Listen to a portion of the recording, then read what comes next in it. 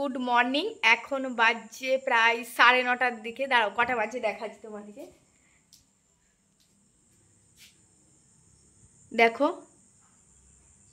এখন প্রায় 9:26 বাজছে। এখন দিয়ে ব্লগটা স্টার্ট করছি। এই সবে সবে ঘুম থেকে উঠেছি, কারণ আজকে ডিউটি আছে ইভিনিংয়ে, সেই জন্য একটু দেরিতে উঠেছি।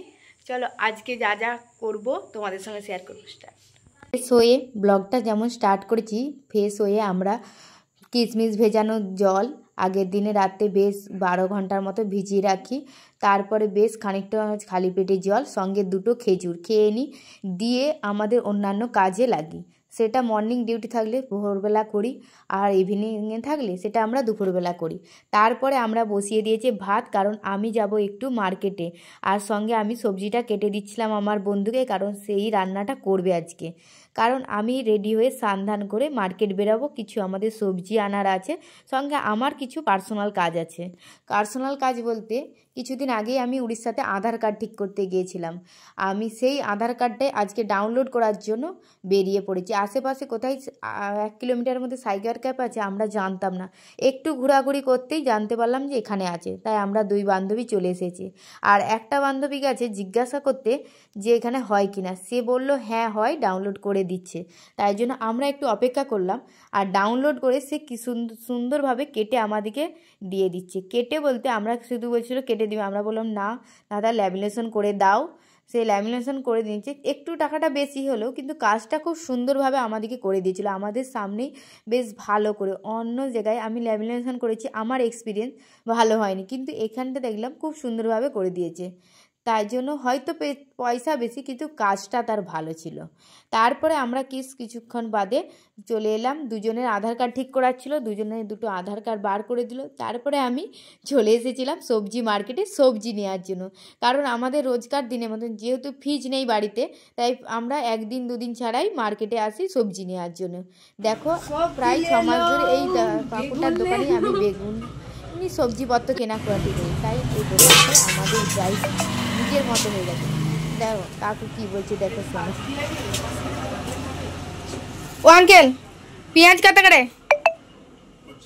50। আলু? আলু 40? এতে কম? টিকে কমিছি। মমতা দে। মমতা নাই? যোগী? যোগী কি उत्तरबंग? उत्तर प्रदेश है जोगी। ये आलू उत्तर प्रदेश का हो? क्यों वेस्ट बंगाल में आलू नहीं दे रही है? আর এখানে একটা দেখলাম মুদিখানা দোকানের সামনে এসে, খাবারের দোকান ফাস্টফুড টাইপের, দেখলাম গুড় আর মুরগি দিয়ে লাভ শেপের করেছে। আমাকে দেখতে খুব ইউনিক লাগলো, তাই তোমাদের সঙ্গে একটু শেয়ার করলাম।